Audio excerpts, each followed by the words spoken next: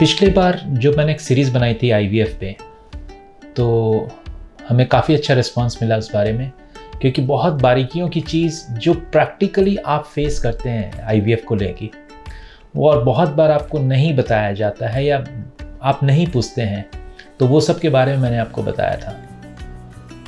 अब हमारा दूसरा सीरीज़ है, वो है एम्ब्रियो ट्रांसफ़र के बारे में। एम्ब्रियो ट्रांसफ़र क्या होती है, कैसे होगा, उसके बाद क्या करना चाहिए, नहीं करना चाहिए, बहुत सारी क्वेश्चंस मन में आपको होगा। तो इन सब के बारे में एम्ब्रियो ट्रांसफ़र सीरीज़ हमने प्लान किया है। तो मैं doctor Vinod Agarwal, clinical director Sparsh IVF Jamshedpur से बोल रहा हूँ।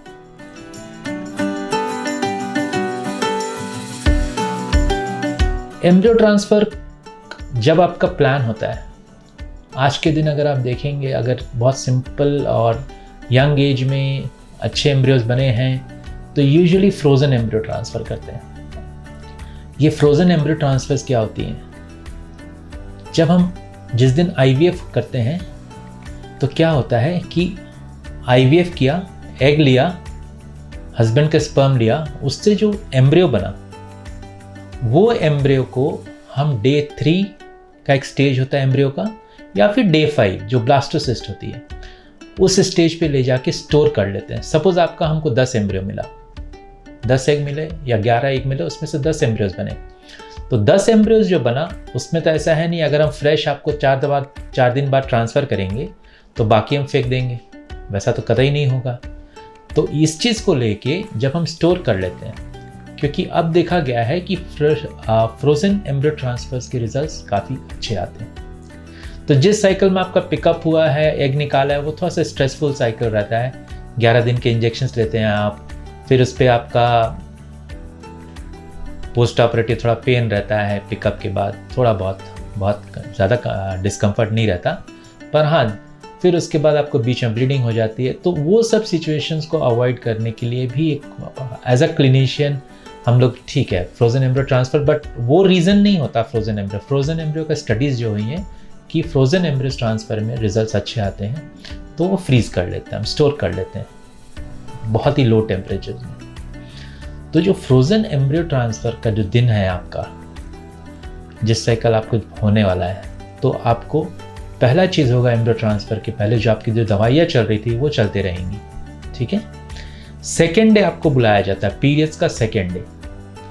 अब ये पीरियड्स का second day as a convenience, या फिर बहुत आसान भाषा में समझने के लिए क्या करते हैं हम, कैसे पता चलेगा आपको कि आज पीरियड्स का फर्स्ट डे है या सेकेंड डे है, क्योंकि टाइम बहुत इंपॉर्टेंट होती है।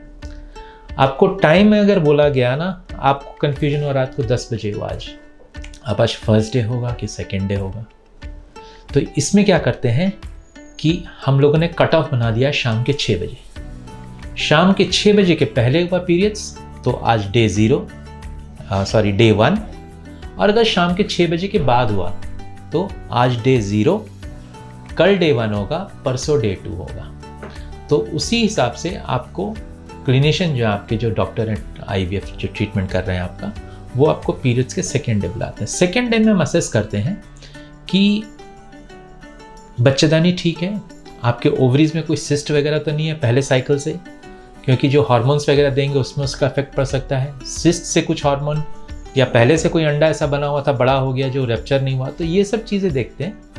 बाकी यूट्रस का तो इवैल्यूएशन पहले से किया हुआ रहता है, तो वो हमारे लिए बहुत ज़्यादा इंपॉर्टेंट नहीं रहता उस समय, क्योंकि वो तो जो भी डॉक्यूमेंटेशन पहले हो चुका, यूट्रस वैसे ही रहने वाला है। सेकेंड डे से हम आपको दवाई देना, जब उसको इवैल्यूएट कर लेते हैं, ओवरीज नॉर्मल है, ये नॉर्मल है, तो फिर हम इवैल्यूएट करना शुरू करते हैं उसको।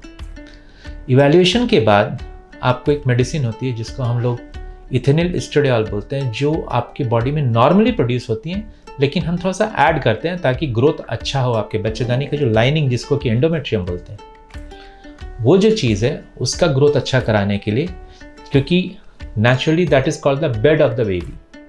तो जिसमें आके जो एम्ब्रियो है, होने वाला बच्चा जहाँ पे आके रुकेगा, उसको एंडोमेट्रियम बोलते हैं। तो उसका थोड़ा ग्रोथ अच्छा रहेगा, तो चांसेस उसमें अच्छे रहते हैं।